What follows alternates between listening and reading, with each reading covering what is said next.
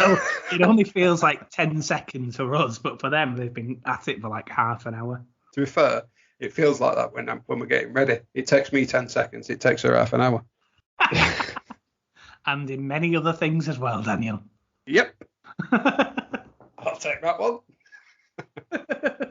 Hi, I'm Matt. I'm a 30-something with a 4-year-old stepdaughter and a pregnant fiance. And I'm Daniel. I'm a 30-something, and I've had kids for a while, ranging from toddlers to teens.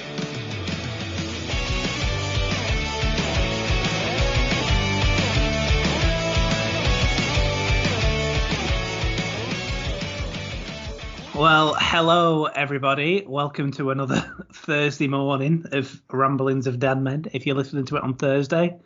I hope everyone's all right. Once again, joined by Dan. Dan, what do you get? Oh, no, I messed that up. Dan. Dan, what does a burnt pizza, a frozen beer, and a pregnant woman have in common? A Sunday evening? An idiot who didn't take it out in time. How are you, mate? You all right? Yeah, I'm good. Even better now.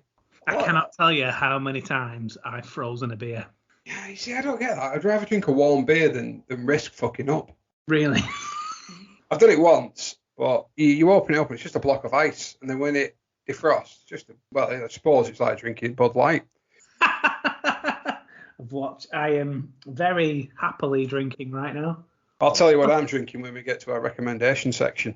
Ooh, yeah. So, before we do, what's the week had in store for you, my friend? Well, I started a new job this week. I started on Monday. Had my first induction day on Monday. I'm well and truly out of my comfort zone, if I'm honest with you.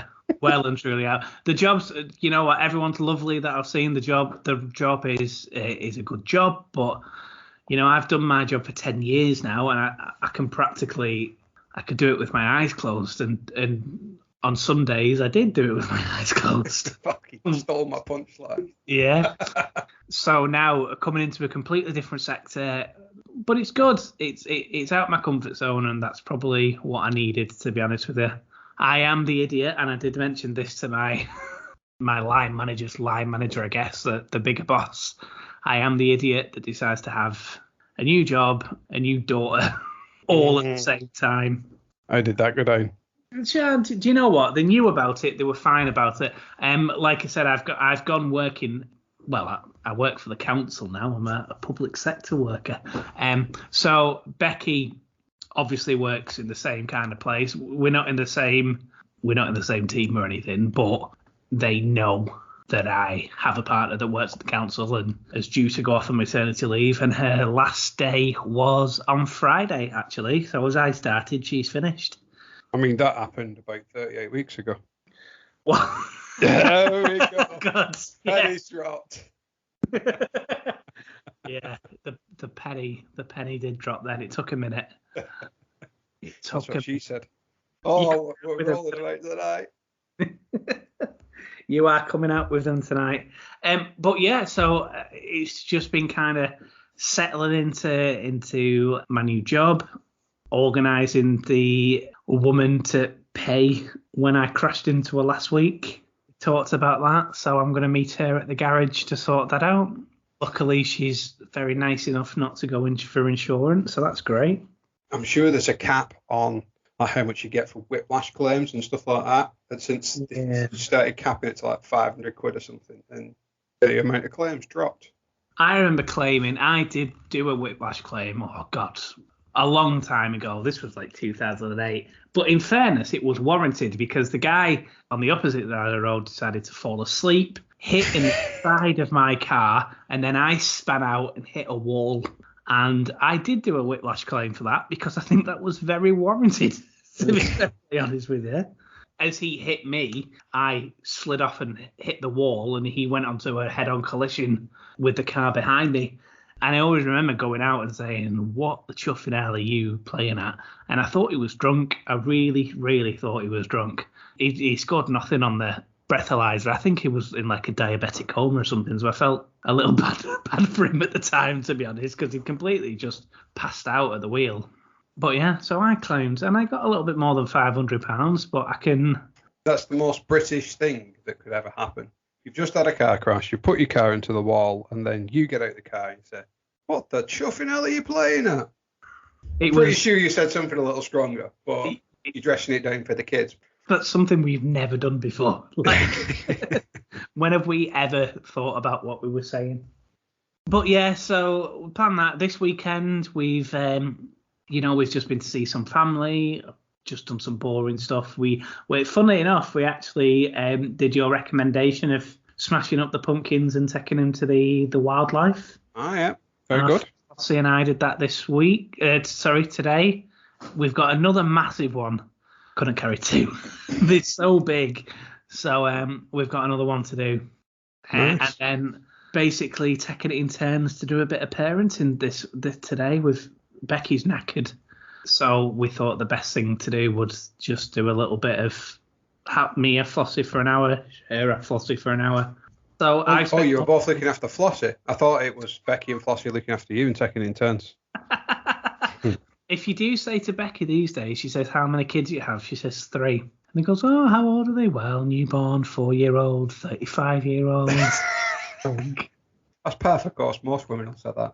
Well, funny enough, that's what my mum said to me yesterday. How's your week been, buddy?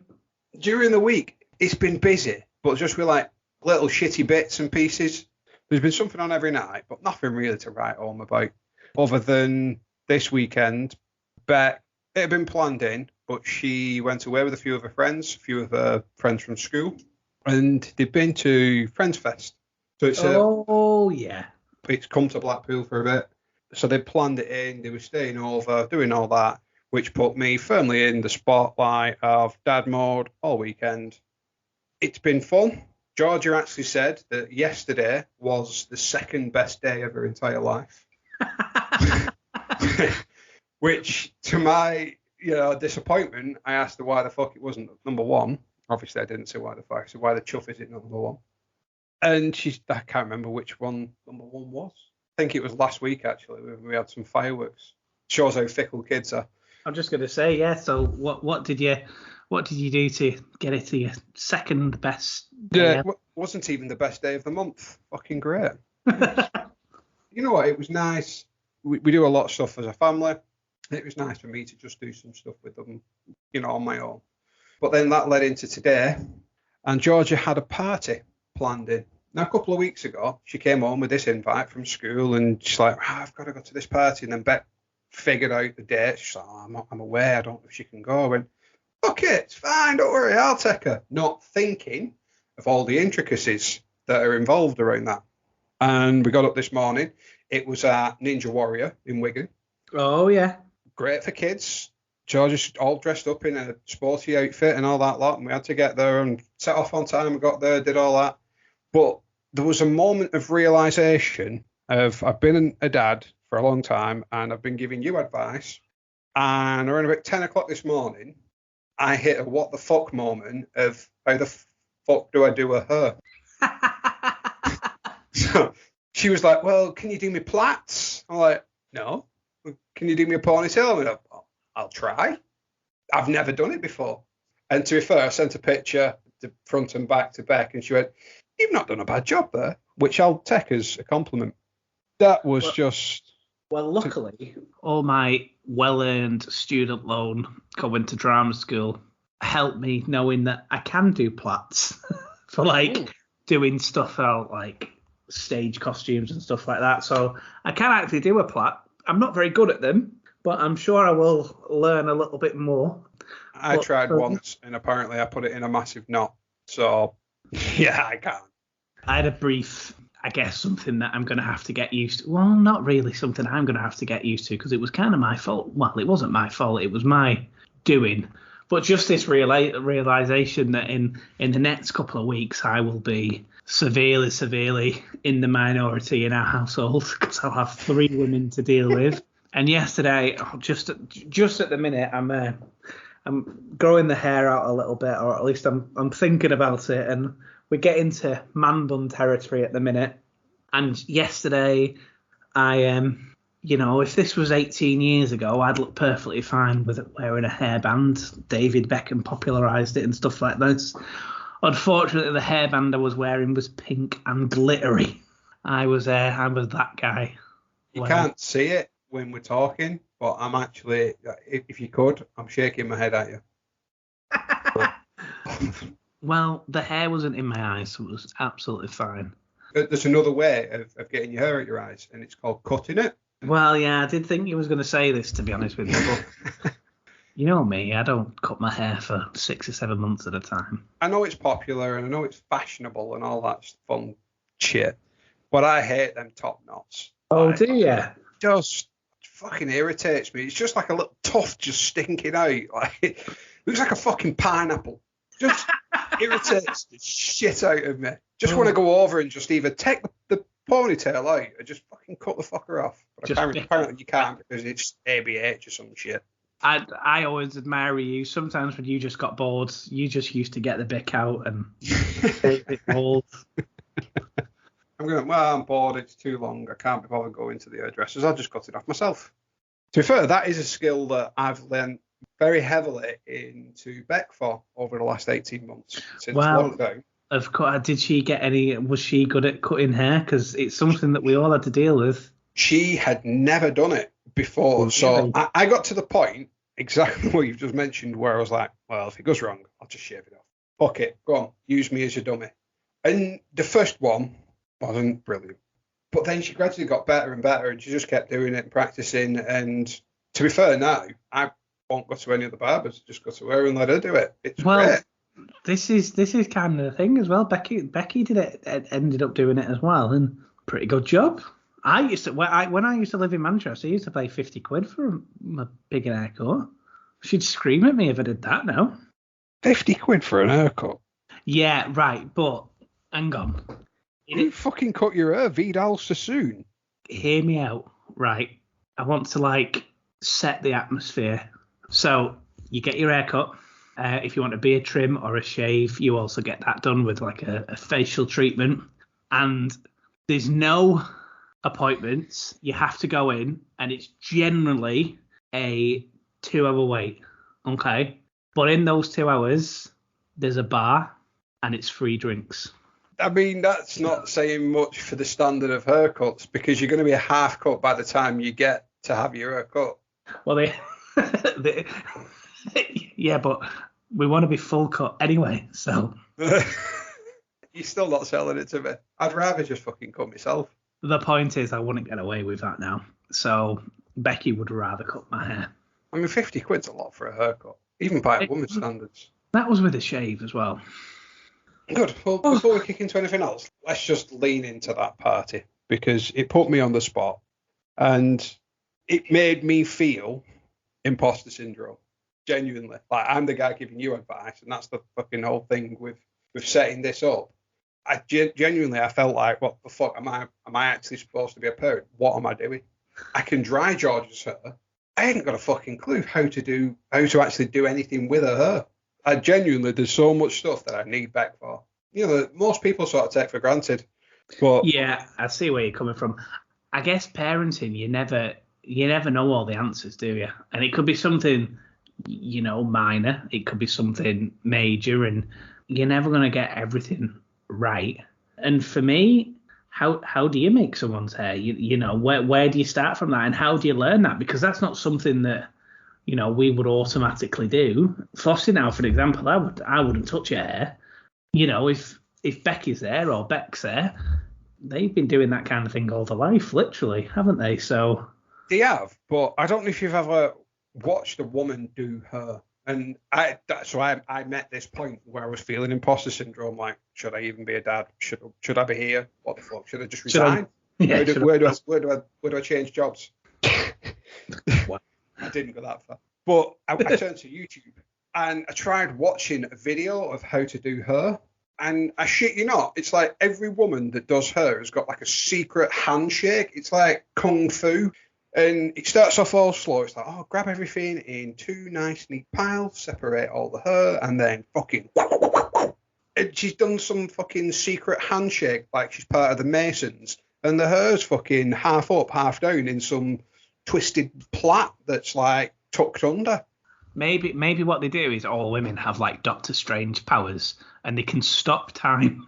So it only feels like 10 seconds for us, but for them, they've been at it for like half an hour. To be fair, it feels like that when we're getting ready. It takes me 10 seconds. It takes her half an hour.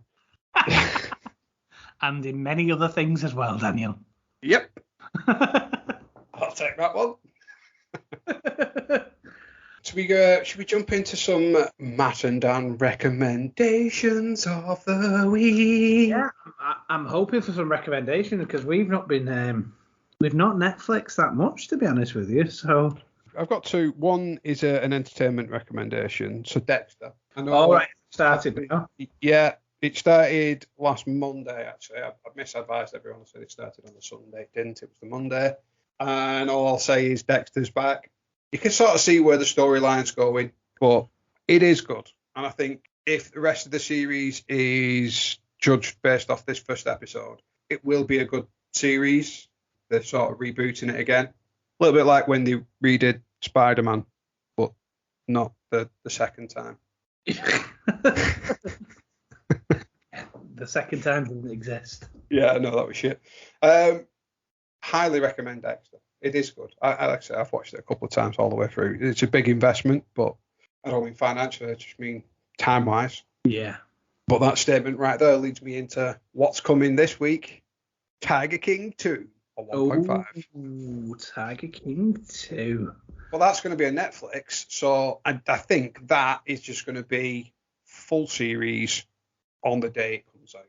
In a weekend or in a day. Yeah. Fuck yeah. So next week we'll be binging the shit out of that. Becky still will not watch the first series with me. She said she watched the first episode and then she didn't get it.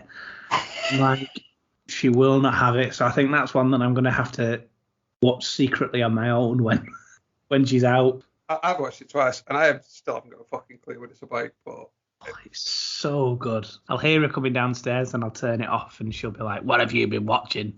Porn. Yeah, porn. Porn. Porn. It definitely wasn't Tiger King. It was porn. Okay, so recommendation number 3 then. Cloudy lemonade as a mixer. Cloudy lemonade as a mixer. Oh my god! Right, so I've got some rum, some Dead Man's Finger.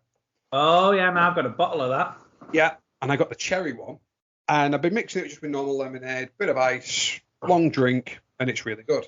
This week we ordered some food online, and they didn't have any normal lemonade in, so I had to go with cloudy lemonade, and I thought, well, it's just fucking lemonade at the end of the day. It's just Luke's a different colour, mixing it anyway, so it's fine. It's a whole other taste sensation. Really? I don't know if it's supposed to be or if I've just got a shit bottle. If I've not, then there's a recommendation. I mean, I think I'd give rum and cloudy lemonade a go. Before Becky was pregnant and we were drinking a bit more than we used to, Becky does not give a shit about mixers, right? So she will put any old stuff with some alcohol. So Becky will come in from a work day and she would have gin and bubblegum or gin and lilt, you know.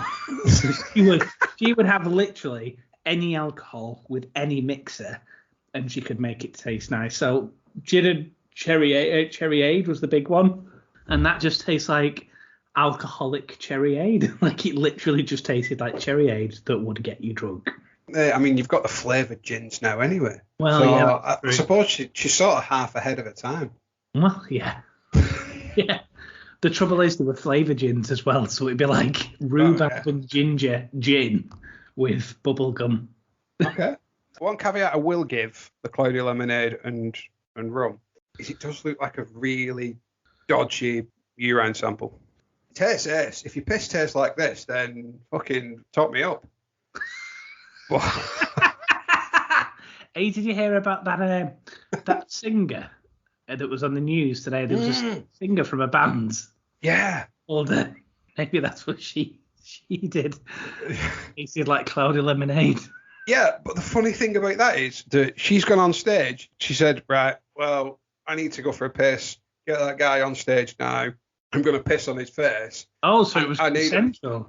Well, sort of. she asked for someone to come on stage, and he volunteers to come on stage, but she stated what she was going to do and said that I'm going to piss on his face. I need a pee. I can't make it to the toilet, so I'm going right now. It happened, and apparently it's illegal, wherever it was. The rest of the band has put a tweet out the following day saying, we don't condone any of her actions. It definitely won't be happening again. Wow.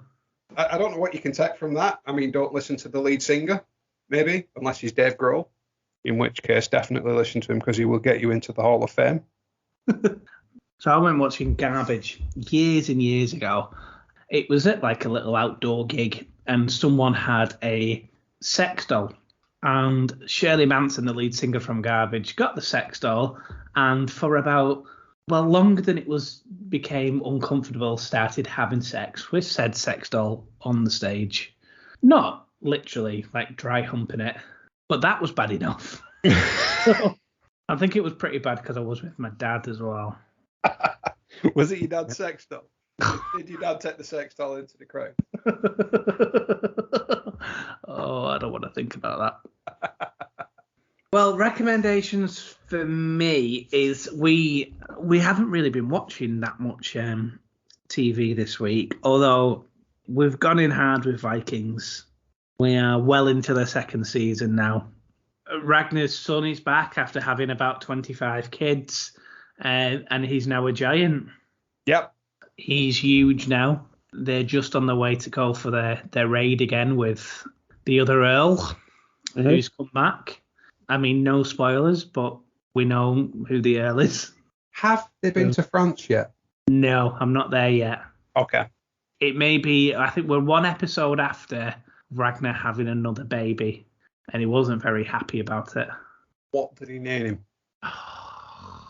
Something the Boneless. Ivor the Boneless. Ivor the Boneless, yeah. So Ivor's story arc goes well into series 6. Oh, really? Yeah. He's probably one of the biggest progressions of a character other than Ragnar. I tell you what I have noticed in Vikings is that the timeline is a bit all over the place, isn't it? It's like one episode 6 months could have gone by and you didn't realise it. Yeah. Floki's one of my favourite. I love Floki. Floki's my favourite character. Floki. I like Athelstein as well, to be honest with you. I do like him. I'm not going to spoil it. He's all right. I tell you what I do also like about Vikings as well is that the way that they cleverly show you what language they're speaking at the time. Yeah, that's good. It's really clever how they do that. Yeah, can't agree more than keep saying yeah, but yeah. Yeah, you know where I'm going with it. So, we don't have a series that I could recommend, but I tell you, we did watch a new film on Friday that just came out on Netflix called Red Notice. Have you heard about that? Yeah, but it's The Rock. Like, The Rock pretty much just plays the same character in every film. I'm going to watch it at some point.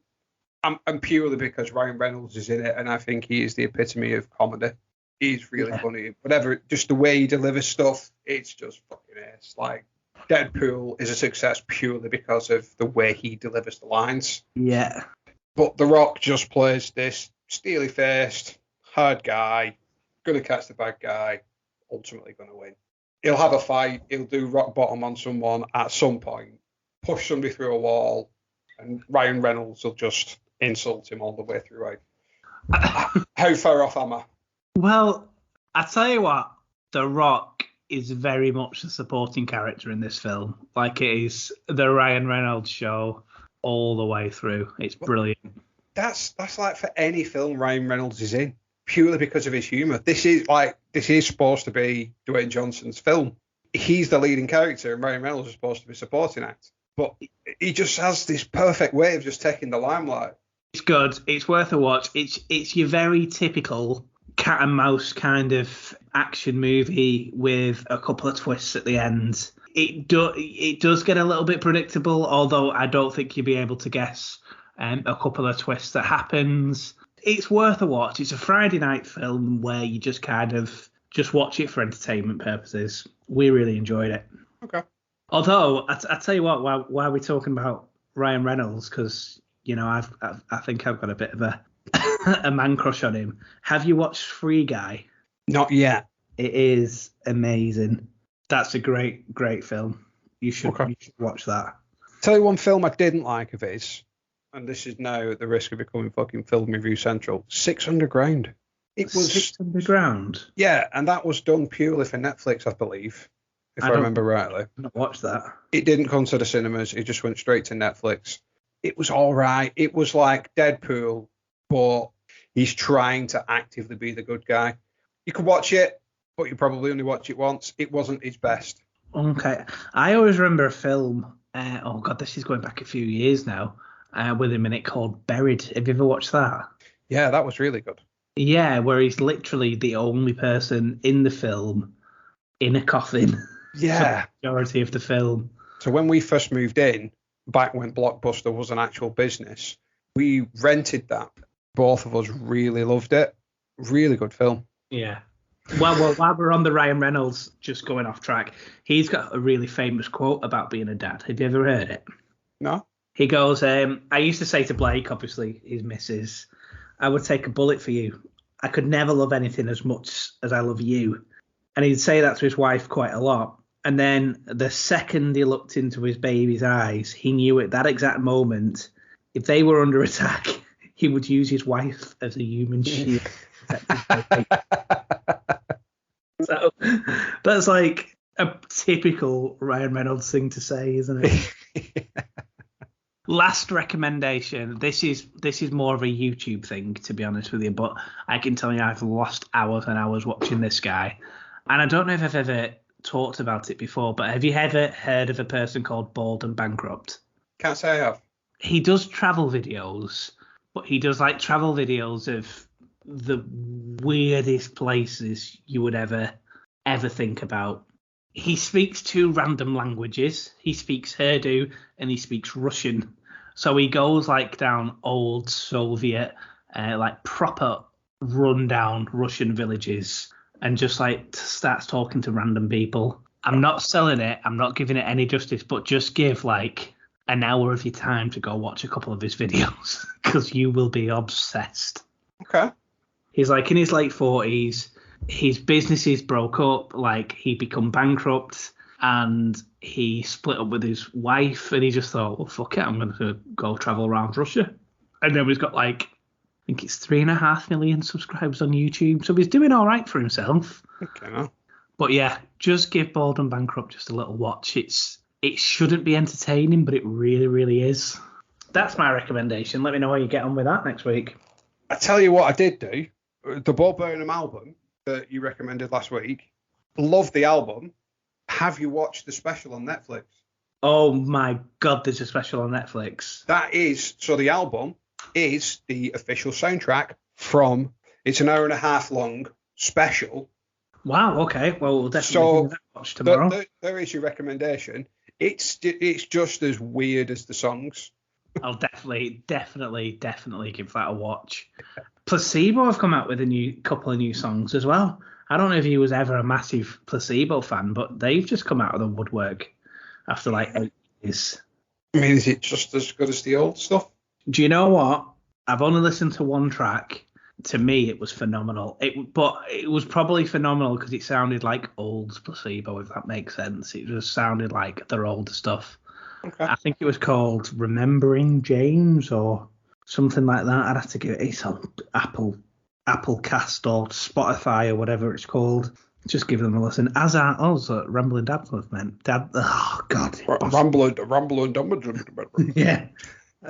Don't search for. Yeah. You'll not find us. Beautiful James. That's what it's called. Beautiful James. That's a really good. And you can find that on Apple Music, just like you can find Ramblings of Dadmen. I mean, that whole segment's staying in. I'm not editing that out. Oh, God, it was so much better without the editing. Well, we are 37 weeks today. If there was, again, if we had visuals at this point, there'd just be like a constant red flashing warning light going off. I know. Well, funny you should mention that. So I remember talking on the podcast many, many weeks ago, and I told you about the countdown little blackboard that we have in our living room. And you were saying about it's when it gets down to single figures that it starts getting real, and that's when it gets scary. Well, I know we talked about this a couple of weeks ago, and I talked about our growth scan, and there was thinking that they may induce at 37 weeks. Well, the good news is baby has grown. She's now £5.10, so she's growing in her own centile, so that they are not overly concerned. So they're going to leave her in for a couple more weeks, with it being highly likely. Yeah, I know that's a very serious thing, and it's great that obviously she's progressing. It's just the way you said they're going to leave her in. Yeah. Like, it's just a little fucking door you can just open up and go, let's have a look. Yeah. No, that's not quite browned off yet. Let's just leave it in for another couple of minutes. Yep. Turn that time back on. If only Becky, it would be that easy for her. Get fucking Paul Hollywood coming into your delivery suite. Sucky bottom. But yeah, so it's very, very, very likely that they will do a induce at 39 weeks just to double check everything. Baby will be healthy. I mean, there's a very good chance that baby may want to come earlier or come naturally, but we think 39 weeks is the cut-off point. So from today, it's gone down to 14 days, which means by the end of the week, we will be in single figures. Scary, scary times. Yeah. But it's good, though. I mean, obviously, it's Big Bird has definitely worked. Well, yeah. So she had a midwife appointment on the day before our scan. And she's saying that, my partner's been feeding me, not been feeding me, but been trying to feed me a little bit. And the midwife's like, why do all men ever do that? Because it doesn't make a fucking difference. Well, it clearly does, midwife, because she's put on a pound. Exactly. Fucking listen to us. We don't need no fucking medical certified expert to validate our claims. We are men. We know what we're talking about. We know how a woman's body works. I know. All our followers have just left us. Chauvinistic pricks. We are joking. But yeah, no, so baby's grown, which is good. Did the baby have a cheeseburger in her hand on the scan? Do you know what the baby keeps doing? Eating the placenta. She's eating the placenta all of the time. I mean, is that, again, not like a thing from Alien? Apparently it's a thing for people to eat their placenta once it's come out. Maybe baby's just in a recommendation. Where's that medical expert? She'll go on. Just sacked. Yeah, as soon as she comes out, she'll go on TripAdvisor and recommends the placenta. Yeah, it was nice and warm, but some fucker kept opening the door and checking if I was ready to come out. But the food was really good. Highly recommend. Would stay again. 4.5 stars. Also, there's a guy who lives next door who snores a lot and has smelly feet. That would be good. I only snore when I've eaten lots of rich food. That's not what Becky's been saying. Well, I think that day that she said something, I had a kebab. So she said that you only snore on days ending in Y. Well, baby is the size of a winter melon now. And if you know what a winter melon is, please let me know, because I haven't a clue. I'm fucking Googling it. It just looks like a melon, like a half melon, half cucumber. Oh, really? I've seen them. I know what it looks. I know what it is now from seeing them in the shops. But I mean, this is educational for me now at this point. Wonder what winter melon tastes like. Placenta, I guess. Placenta. Yeah. With the baby very likely to come up in 2 weeks' time, that will actually take us to the 28th of this November. So this has led to a very tense conversation in our household about when the Christmas tree goes up. I mean, if Becky had her way, it'd be up in September. If I had my way, it'll probably be up in the 20th of December. Fucking Grinch. I'm not a Grinch. I'm just practical. I can hear you sucking on that humbug right now. Last year, I had my own place and I didn't even put a Christmas tree up. I sort of get it why you wouldn't, but at the same time, you're like, you look at a Christmas tree and you instantly think, fucking yes, it's Christmas. Woo. Well, the reason why I didn't put a Christmas tree up is because I wasn't at the house. From when I met Becky, we've been inseparable ever since. It was either been at her house or my house. But over in December, I was at mine like 3 or 4 times. There was just no point in decorating it because we were out and about anyway. I mean, last year, obviously, the world was a crazy place. So I got authority to put our tree up early. And it was probably around about this week last year where we put our tree up. At that point, no one could come in your house, so no one could see. So I bet wasn't going to be embarrassed. But obviously, everyone needed that little bit of cheering up. So yeah, we put ours up very early last year. But traditionally, we don't put it up until sort of first weekend in December. I think the first weekend of December is reasonable. Obviously, we have the added difficulty this year in that Becky probably isn't going to be able to sit down properly or stand properly. Well, yeah. So that's... She wants to get it done next week, which will be the middle of November. Is that too early? However, I mean, Flossie and I went to the park earlier on and already noticed someone's gone mega effort with a Christmas house. There's people in our estate that got lights up as well, which is fucking ass. You know what? Common sense approach. I'm sort of on Becky's side here. I think the sooner you do it, the better. Yes, she's going to be waddling around as long as she can actually do it. Because if she leaves it to you, you'll just have loads of fucking decorations at the front and nothing around the back. I think that's more of her anxiety. She wants to get it up because you won't trust me to do it. And you're not going to want to be asked about with that. You know, once the baby's here, you're going to want to just be sat down enjoying the baby together. Yeah. So I'd say get it out of the way, get it up tonight, and then put the tree up as well. We've rambled on for a good while now, and we've not even talked about Podmin. How are you doing for Podmin? There's good reason for that, because I've got fuck all. I don't think I've got any actually, although I do want to hang my head in shame. And someone mentioned that they were listening to the podcast today. They were a couple of weeks behind and wanted to know if I had strapped a watermelon to me yet because they wanted to see the pictures. I was wondering how we were getting on the forfeit. Still no word for yet. Good. It's a stay of execution on that one. That's good. It's good. Coming. Somebody who I know did actually give us a bit of feedback as well. And love the podcast, which is great. But one of the things they asked was, what the fuck is Podmin? Oh. So I feel like because the last couple of weeks we've had none, people have no context what Podmin is.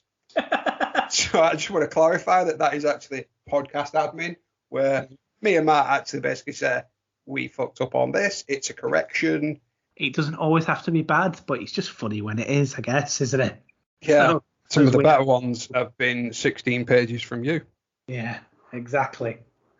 One of the very brief things I wanted to speak about this week was, as we've just mentioned, we are 2 weeks to go.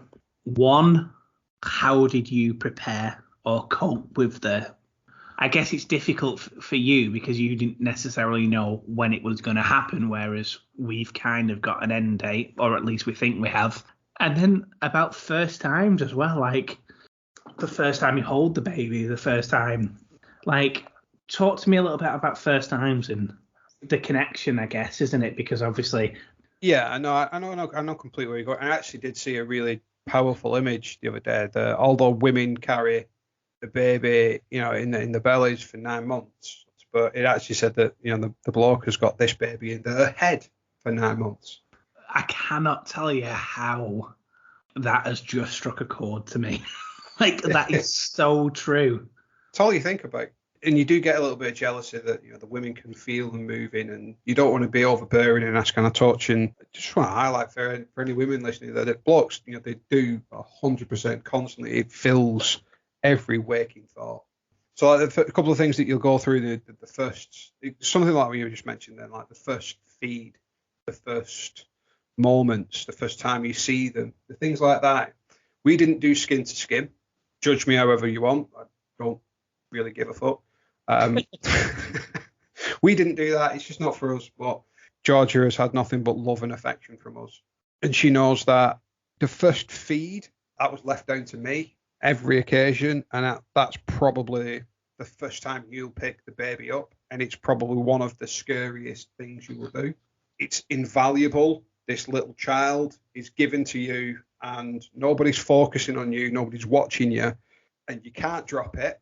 But you've got to go and pick it up and know how to hold this baby and then maneuver it. That's the hardest bit as well, because you'll pick it up and you'll put one hand under its head and then your other hand is sort of supporting body weight. But then how do you move it when, say, the baby's head's in your left hand and move that head into the crack of your elbow so you can feed the baby without dropping it with only one fucking hand? It's like you need a third hand. That's the shit that I went through. Like, fuck, what do I do? And then you do like some weird fucking woman's secret handshake with her to maneuver the baby into this magical position. Maybe Becky will do the first feed with, breastfeeding or whatever, but I did the first feed with Georgia and you don't know how much they want. They'll know when to stop. Little things like that is just when you do start to physically bond with that baby. All of that time is precious and you go through a lot of firsts, like the first time you see them, the first time you feed them, maybe the first time you hold them. A lot of them are they'll stay with you forever, regardless of whatever you do.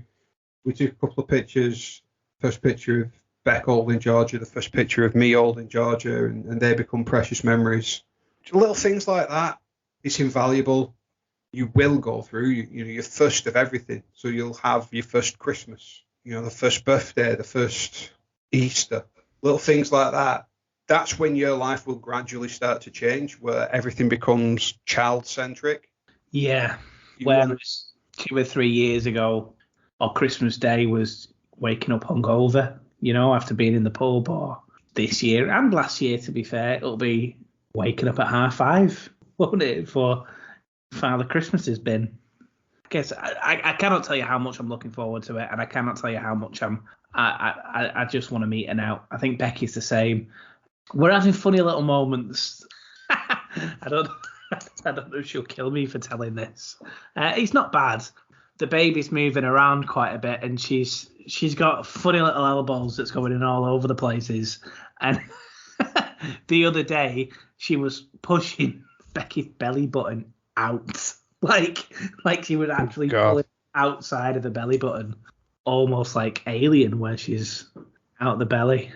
But yeah, it's the most exciting, nerve-wracking, and scariest thing ever.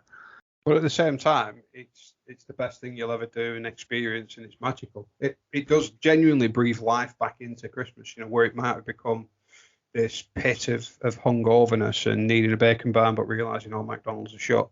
Rather than seeing it that way, you then flip it on its head to having like an elf on the shelf or something like that, and thinking of different and imaginative ways just to sort of see a reaction out of the kid. And I can't explain how many moments we've had, like birthdays and Christmases and stuff like that, where we've done stuff and prepared stuff or whatever for birthdays and that, and then come down and got the perfect reactions out of Georgia or whatever, and Callum. It does change everything. It changes your life, rather than you being the centre of your universe. Exactly what Ryan Reynolds said, that this child then becomes the centre of your universe. Just seeing them happy, just little things and moments just make everything worthwhile. Yeah, definitely. It stays special for a long time. Well, I was going to say, I guess it will stay special for the next couple of years in terms of, we've talked about Christmas a little bit, so let's use Christmas as an example. The next 2 Christmases, it's unlikely that she's going to really understand Christmas, isn't it? So, like, you get to a 3rd Christmas or a 4th Christmas, and then it becomes that bit more magical again because she starts to understand what Father Christmas is and the presents that he gets. And I know Flossie was the same last year. I think that was she really started to understand that if you're a good girl or a good boy, for all the good boys that are listening, Father Christmas gives you presents, and it's something that you build on for the next 12 months, I guess. It's all about progression, isn't it? Parenthood. Yeah. You're not the most important person of your life anymore, isn't it? And that's the difference. I guess my brother was a good example of this in terms of, I think he was the first person. Hello, Adam, if you're listening. I'm sure you'll try and punch me in the balls when you hear this. But he was a bit of didn't really have any direction in life. And to be honest, having kids at a relatively young age of 19, 20, that kind of changed his life, where he said, well, I need to pull my finger out. Let's get a job. Let's do this. Let's do it. And it's probably the best thing that ever happened to him. I'm a little bit further on from 20, but, it's certainly been the best thing that's happened to me. And she's not here yet. Well, I guess on that somber note. I don't think it's somber. I think that's quite a nice note to end it on. Yeah, serious. Little bit of advice, little bit of dadness. I think it's a good time to end. Okay. Thanks everyone for listening. We'll see you next week. See you next week.